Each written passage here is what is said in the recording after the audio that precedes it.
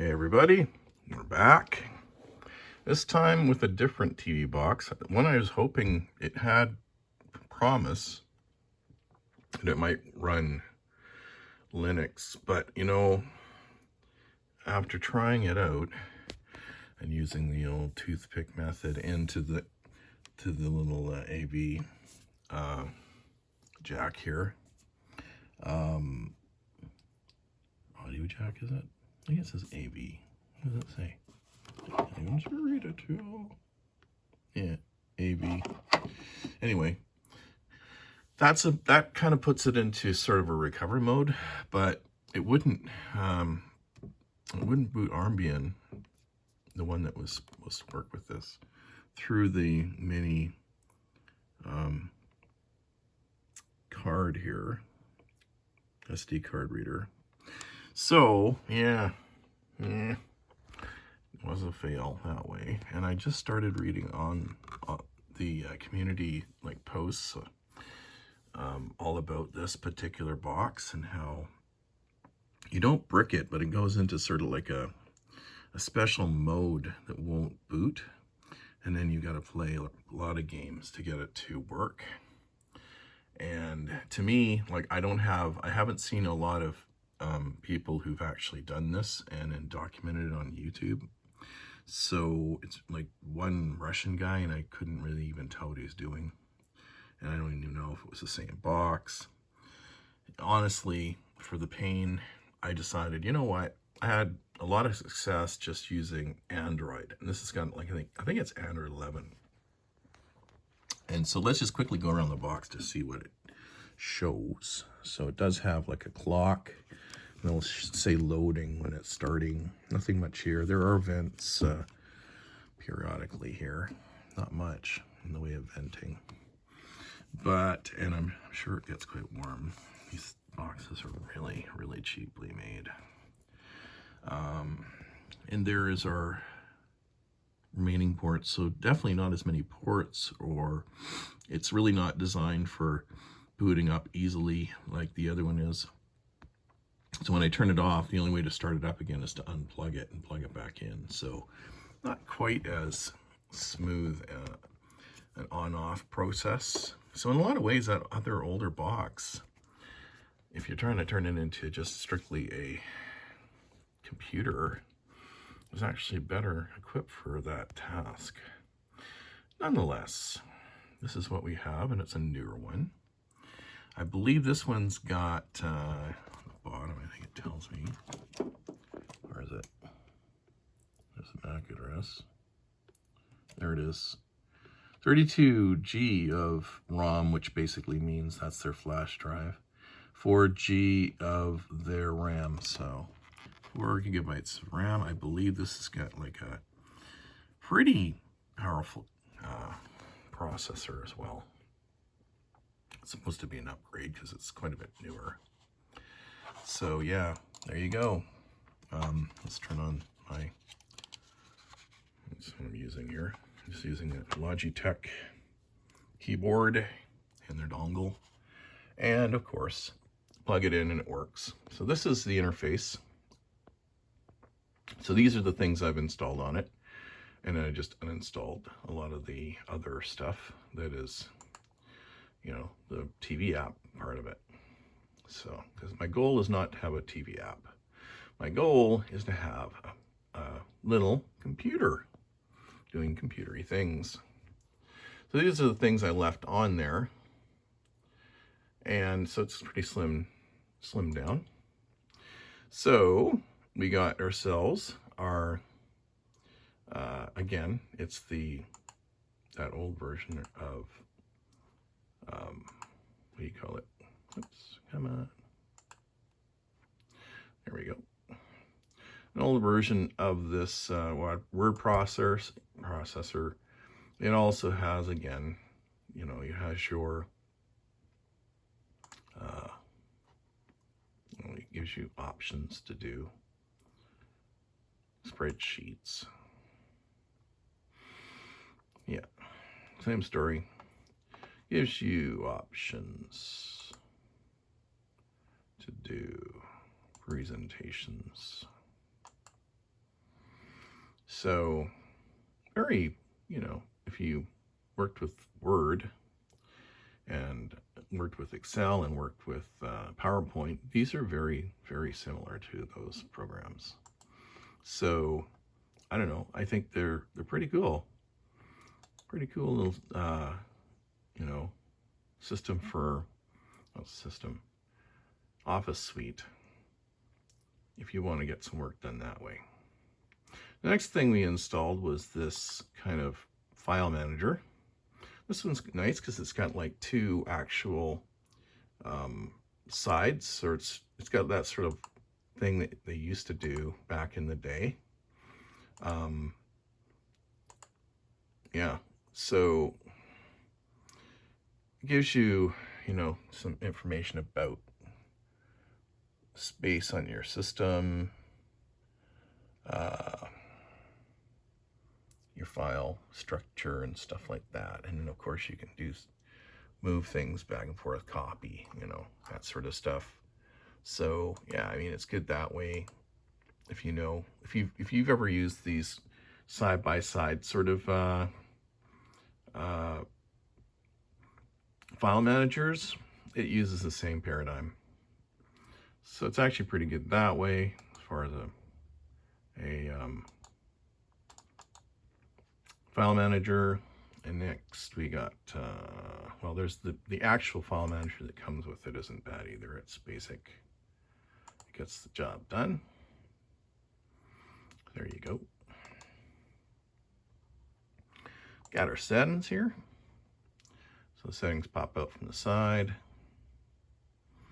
We can reset this, by the way. There's nothing I've done that is permanent. Now this is what I installed to the other box, which I liked, because this is sort of actually something I might actually use. So this is, well, this is funny. I got to show you this. This is just to clear the memory. Close down processes. I love that. So gimpy. Yeah.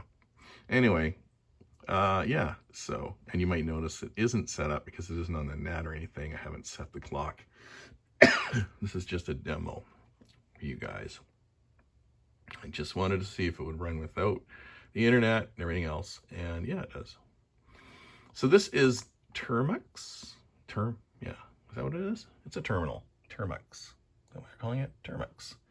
So yeah, it gives you a nice little terminal. So, you know, you can CD to here, and you can LS, and you can see what you've got in terms of folders and files. And then of course you can do anything you would normally do in one of these terminals, and mess around with your system if you're so inclined to hack into your system and do things. So, and then of course you can set it up to get stuff through your terminal, like it's like a Linux machine, right? Apt get yeah. So yeah, that's that. Just hard to really demo it with one hand, but you know, it does the terminal thing. And if you know what Emacs is, and if you like Emacs, you're not alone in having that here. And of course, it has, you know, all the same interface you would get if you were in Linux or in Windows. You can run it. The menus are funkier, but it's pretty much the same thing. Yeah, like I say, I can't really demo it very well with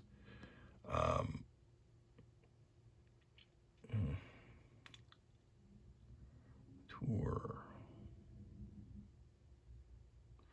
Yeah.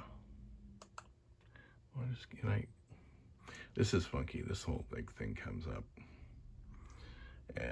But you can actually dismiss that pretty easily. So I don't know what I can really show you here, because there we go. At least there shows you something. It's hard for me to show you with one hand, and I can't really type much. But if you know Emacs, you know this works. It works. It works, you know. It shuts the buffers. Emacs is all about the buffers and various different types of buffers and virtual file navigation and things like that in a text editor. It's a really interesting thing to use if you've ever used Emacs. And of course, the last thing I added was a power button, because guess what? This thing's meant to just stay plugged in, running forever, and never turn off. Which, you know, for our project here, this is a computer. So let's turn it off. Power off. I can either restart or just power off. We will power off. And the light goes out, and we're done. And like I said, the only way to restart is to unplug it and plug it back in. The other option would be to get something like this with a switch on it, like a power bar, and then all you'd do is to power on your system, you would just turn it on, and it would save you from all that. So this, of course, you missed the animation because I was blithering about powering it on and how to work around the power on issue. So yeah, there you go. This is it booting up. X88 Pro 10, running, I believe it's Android 11. We can look at some of that stuff maybe, since we're going long on this one. Let's take a look. Let's see.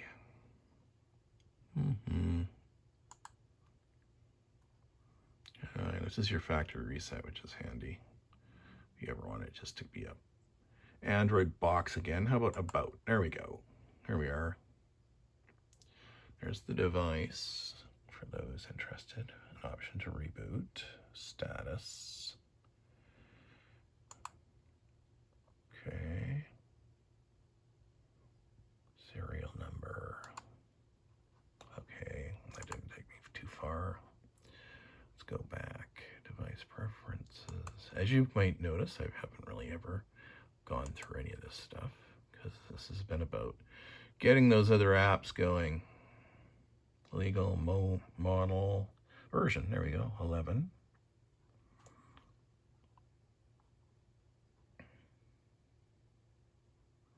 Kernel. There you go. There's the kernel. That means anything to you. And yeah, there you go. So, yeah, that's going to be about it. All right, guys. So that's been a good long video here for you today. But it's all about really just seeing what you can do to turn this, which is normally sitting on by your TV. This was minus a remote when I bought it. Like I said, these came in, and there was one power supply between the two of them, and which I'm running using the same one. Because of the funky power supply voltage and amperage, it's not that easy to find a replacement for one of these things. So, yeah, bottom line is, yeah, I got this thing, and I thought, oh, that's pretty cool. I like the fact that you can, you know, it has an actual, it's almost like, I thought it might be like a Raspberry Pi, and it might be quite easy to, you know, flash on some version of Linux to get a full Linux operating system going, but, you know, using Armbian. But wow, from what I'm reading in the forums, you got to have a lot of patience and a lot of time and a lot of determination to get it to work. And I'm more of the Raspberry Pi sort of level of interest in doing something like that. And once I, you know, honestly, I've ran, it's probably not going to be much better experience than what you get with a Raspberry Pi. And they're not really, to me, using this the way I set it up is almost more practical from the standpoint that it just is easy to set up. It works and does the things I want it to do. And I can even add more to it if I wanted to sideload games and stuff like that. I could do that too. So you could do a lot with this if you're really that inclined. And it's got a fair bit of space, you know, on the actual little chip inside that, for its internal drive, you could call it. So, you know, it's actually got some decent space if you really wanted to fill this thing full of different types of applications running in an Android environment. Anyway, guys, that's going to be it. Thanks for tuning in.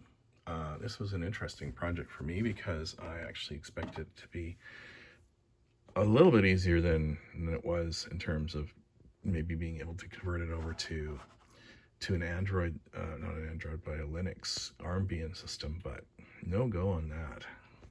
There is a video out there that shows me somebody actually doing this relatively easily.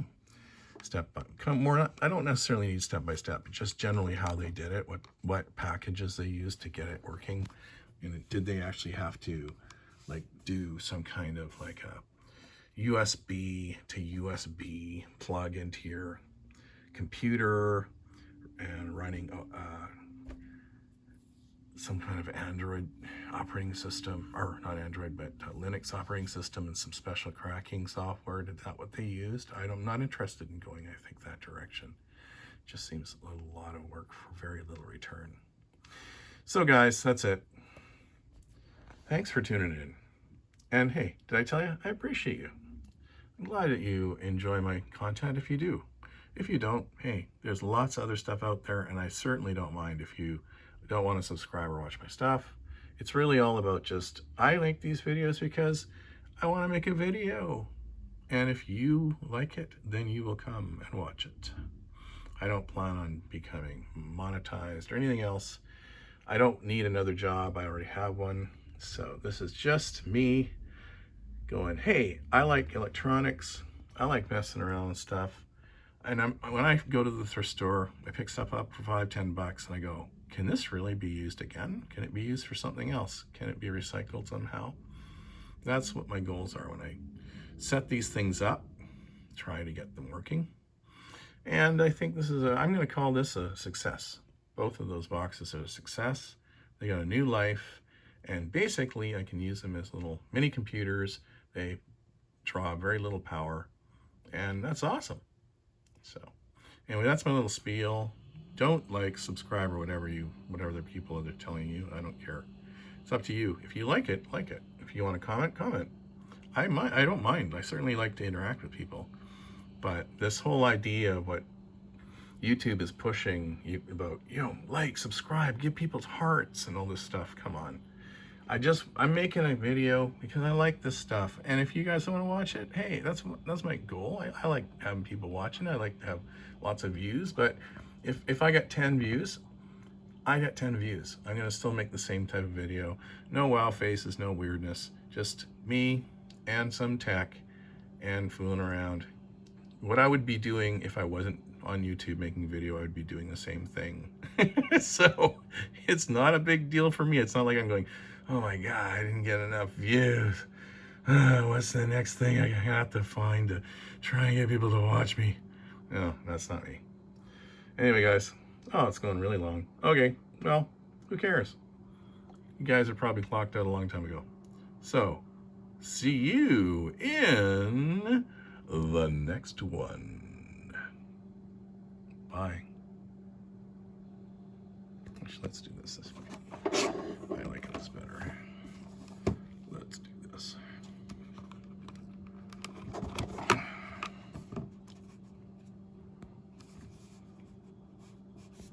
Here we go.